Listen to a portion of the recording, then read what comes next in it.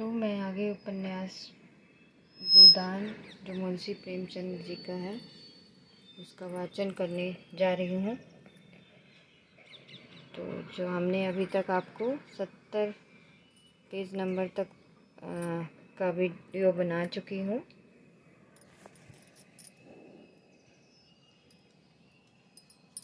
अ, 71 से आज वाचन करती हूँ। मालती ने निर्मम स्वर में कहा, बेशक अलग हो जाना पड़ेगा। आप इस संग में रहकर किसी तरह का भेद नहीं रख सकते। मेहता जी ने घड़े को ठोका। मुझे संदेश है कि हमारे सभापति जी स्वयं खान पान की एकता में विश्वास नहीं रखते। उकारनाथ का चेहरा जर्द पड़ गया। इस बदमाश ने यह क्या बेवक्त की शहनाई बजा दी। दुष्ट कहीं गड़े मुर्दे न उखाड़ने लगे।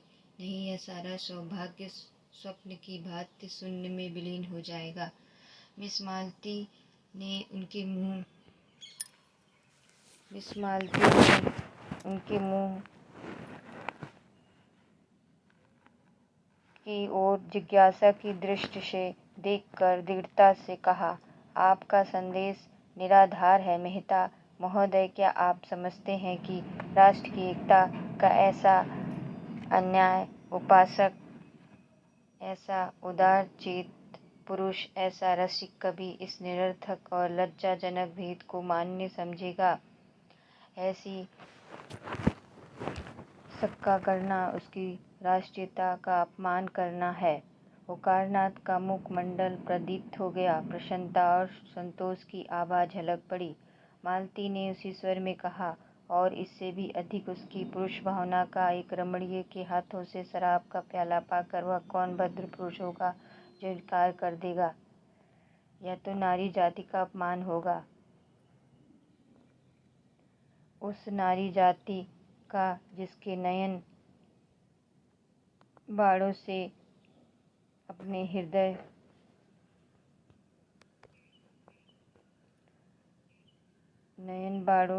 हृदय को बिधवाने की लालसा पुरुष मात्र में होती है, जिसकी अदाओं पर मर मिटने के लिए बड़े बड़े महीप ललायत रहते हैं। लाइए बोतल और प्याले और दौर चलने दीजिए। इस महान अवसर पर किसी तरह की शंका, किसी तरह की आपत्ति राष्ट्रद्रोह से कम नहीं। पहले हम अपने सभापति को सेहत का जाम पिलाएंगे। बर्फ, शराब और सोडा पहले ही से तैयार था।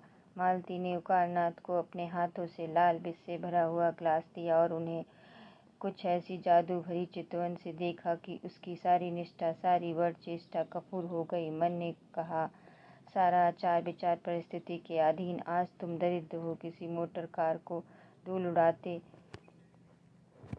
उड़ाते देखते हो तो ऐसा बिगड़ते हो कि उसे पत्थरों से चूर चूर कर दूं। लेकिन क्या तुम्हारे मन में कार की लालसा नहीं? परिस्थिति की ही विधि है और कुछ नहीं।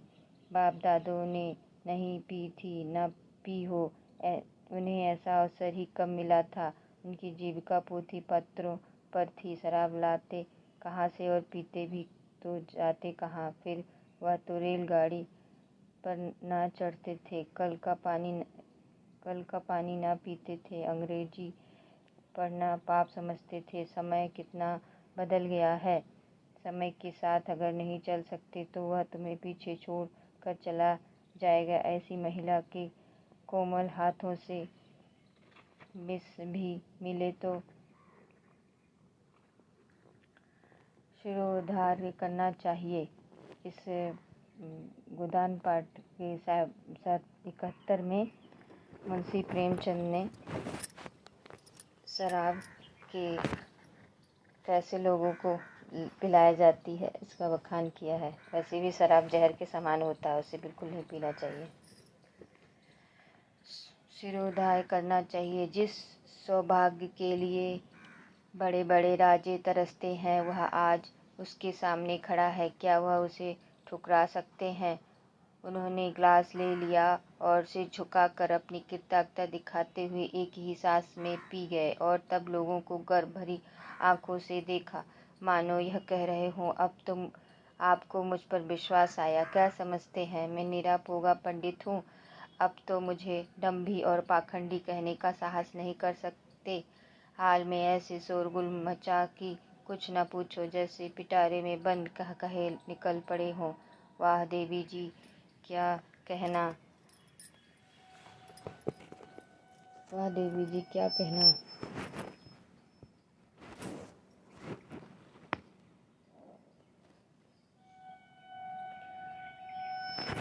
वाह देवी जी क्या कहना, कमाल है मिस मालती, कमाल है। तोड़ दिया नमक का कानून, तोड़ दिया धर्म का किला, तोड़ दिया नेम का घड़ा, फोड़ दिया। ओकारनाथ के कंठ के नीचे शराब का, ओकारनाथ के कंठ के नीचे शराब का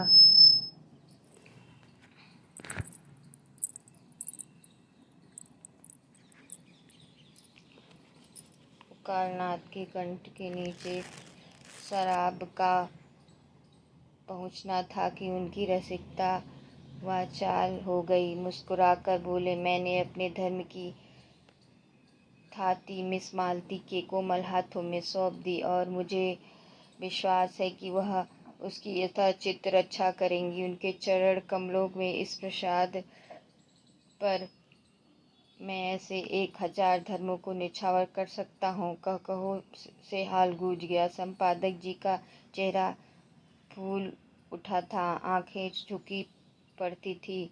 दूसरा ग्लास था भरा, दूसरा ग्लास भर कर बोले, यह मिस मालती की सेहत का जाम, आप लोग पिए और उन्हें आशीर्वाद दें। लोगों ने फिर अपने अपने ग्लास खाली कर दिए। उसी वक्त मिर्जा गुशेद ने एक माला लाकर संपादक जी के गले में डाल दी और बोले, सज्जनों, फिदवी ने अभी अपने पूज्य सादर साहब की शान में एक कशीदा कहा, आप लोगों की इजाज़त हो तो सुनाऊं? चारों तरफ से आवाज़ें आई, हाँ हाँ जरूर सुनाएं। ओकारनाथ भंग तो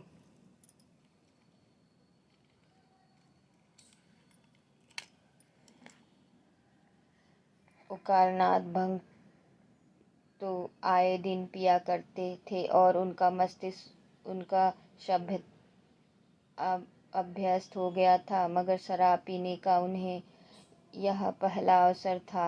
भंग का नशा मंथर गति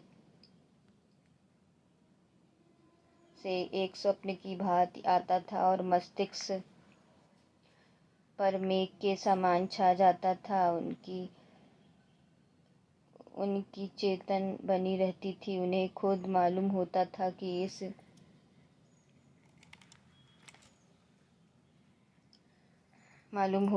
कि इस समय उनकी बाड़ी बड़ी लच्छेदार है और उनकी कल्पना बहुत प्रबल। शराब का नशा उनके ऊपर सिर की भांति झपटा और दबोच बैठा।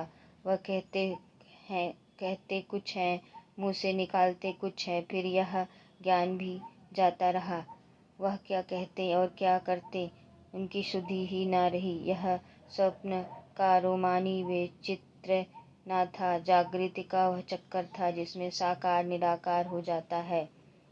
ना जाने कैसे उनके मस्तिष्क में यह कल्पना जाग उठी कि कसीदा पढ़ना कोई बड़ा अनुचित काम है।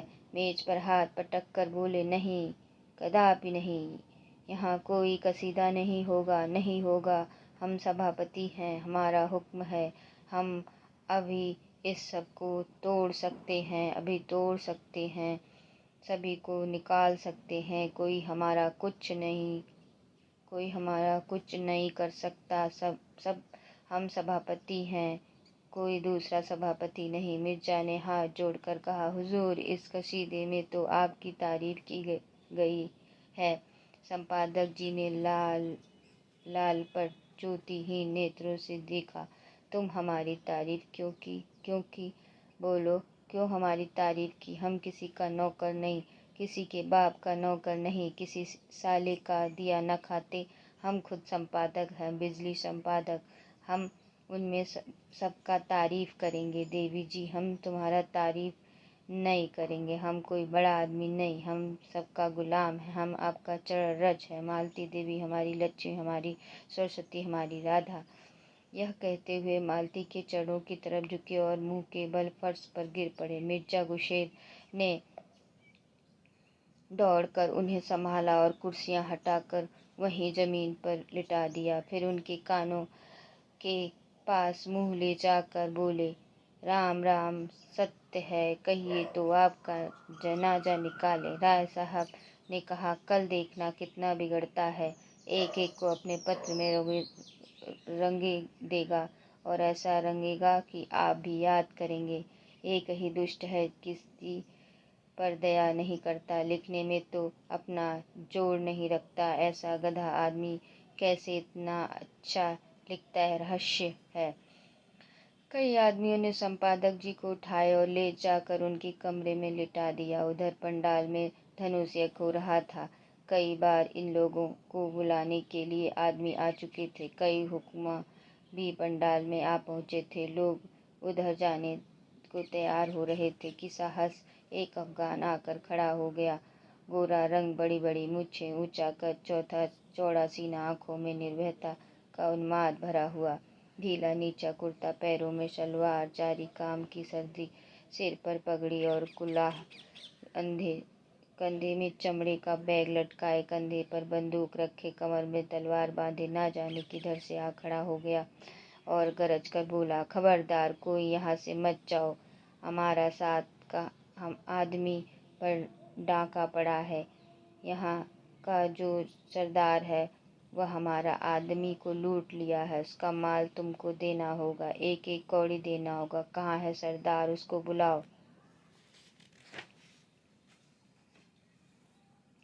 राय साहब ने सामने आकर क्रोध भरे स्वर में कहा, कैसी लूट, कैसा डाका, यह तुम लोगों का काम है? यहाँ कोई किसी को नहीं लूटता, साफ साफ कहो क्या मामला है।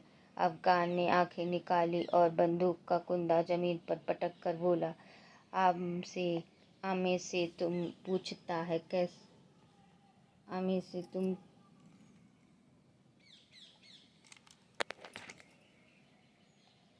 हमें से तुम पूछता है कैसा लूटा, कैसा डाका, तुम लूटता है, तुम्हारा आदमी लूटता है। हम यहाँ की कोठी का मालिक है, हमारी कोठी में 25 जवान है, हमारा आदमी रुपया तहसील पर लाता था 1000, वह तुम लूट लिया और कहता है कैसा डाका। हम बताएगा कैसा डाका होता है, हमारा 2500 जवान अभी आता है, हम तुम्हारा गांव लूट लेगा, कोई साला कुछ नहीं कर सकता, कुछ नहीं कर सकता। खन्ना ने अफगान के तेवर देखे तो चुपके से उठ के निकल जाए। सरदार ने जोर से डांटा, कहाँ जाता है तू? कोई नहीं, कोई कहीं नहीं जा सकता, नहीं, हम सबको कत्ल कर देगा, अभी फेर कर देगा हमारा, तुम कुछ नहीं कर सकता। हम तुम्हारा पुलिस से नहीं डरता, पुलिस का आदमी हमारा शक्ल देखकर भागता है, हमारा अपना कशाला है, हम उसको खत लिखकर लाट साहब के पास जा सकता है, हम यहाँ से किसी को नहीं जाने देगा।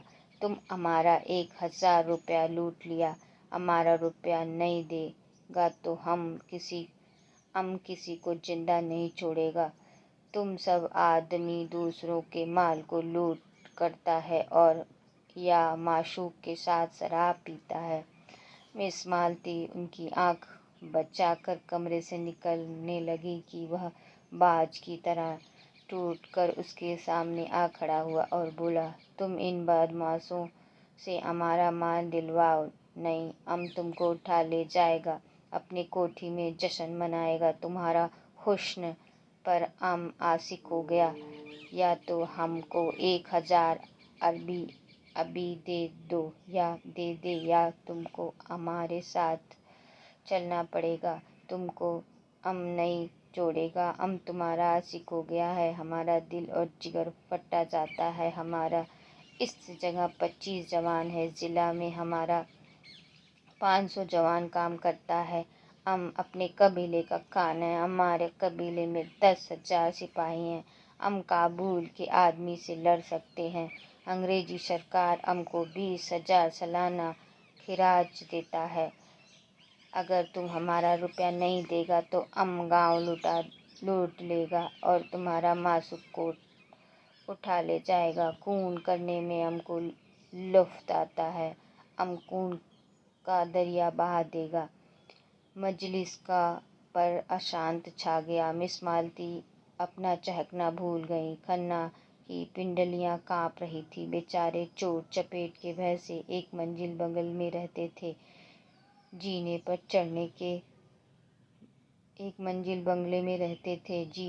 चढ़ना उनके लिए सूली पर चढ़ने से कम न था।